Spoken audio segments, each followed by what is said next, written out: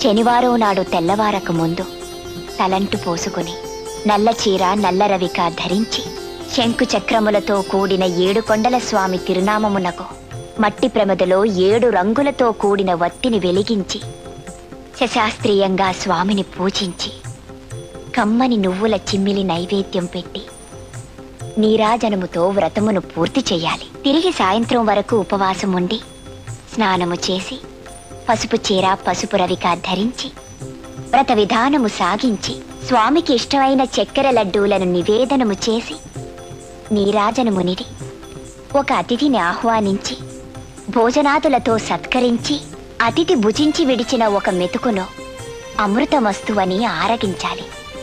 అప్పటికి ఆనాటి శనివార వ్రతం పూర్తవుతుంది.